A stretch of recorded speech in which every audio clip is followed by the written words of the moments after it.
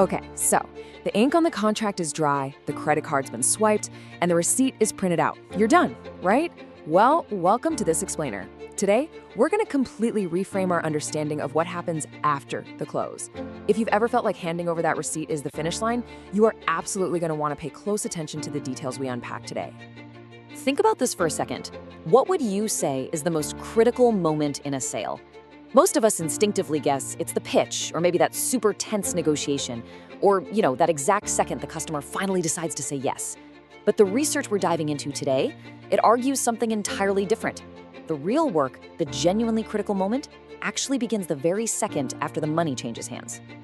Section 1, the post-sale pivot. Look, we've got to completely ditch this outdated transactional mindset where the relationship just sort of terminates at the cash register. Thinking the sale is the end, that is a surefire way to lose future business. The reality we're seeing in the source material is that a purchase is not a finish line at all. It's actually the crucial starting block for your ongoing relationship with the buyer. And to succeed right out of that starting block, you need what's called a reinforcement tool. Now, this is simply communication used to solidify a purchase in the period immediately following a sale. Notice that word solidify. I really want to highlight that because right after a transaction, a buyer's confidence is often incredibly fragile, right? Staying in touch is the exact mechanism that cements the customer's decision in their own mind and wards off any of that impending buyer's remorse. Moving on to Section 2, reinforcing the purchase. So, what does this actually look like in practice? Well, it really comes down to a clear, tactical, three-step playbook for that immediate post-sale period. Step 1, stay in touch immediately following the sale. Step 2, reinforce the benefits of the product and how they meet the customer's specific needs. And Step 3, swiftly fix any usage problems that might pop up. Now, Step 2, that is the absolute linchpin here. You have to remind them how the benefits meet their specific needs. It's really not enough to just drop a generic, "Hey, thanks for buying" email. Let's say you just sold them a highly complex software system.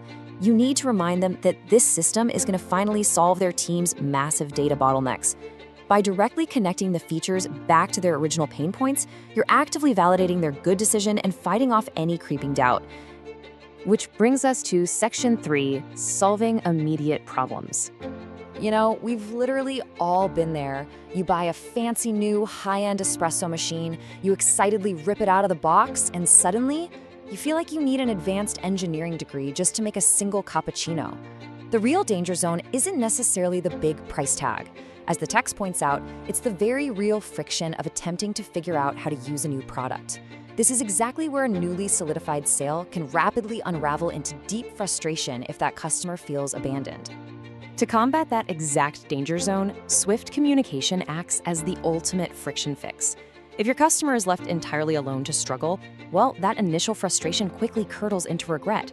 Next thing you know, they're frantically looking for your return policy. By stepping in swiftly with helpful guidance, you don't just solve a minor technical issue, you actually rescue the emotional high of that purchase before the newly formed relationship even has the chance to unravel.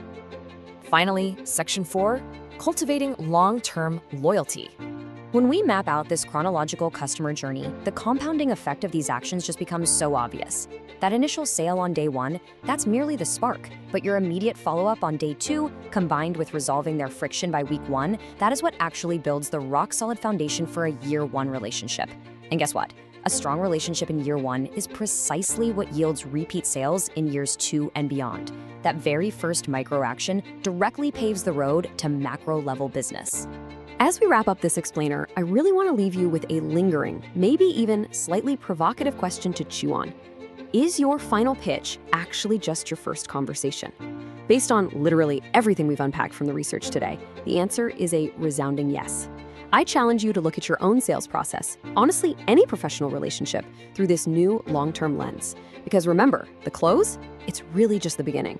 Thank you so much for joining me, and keep learning.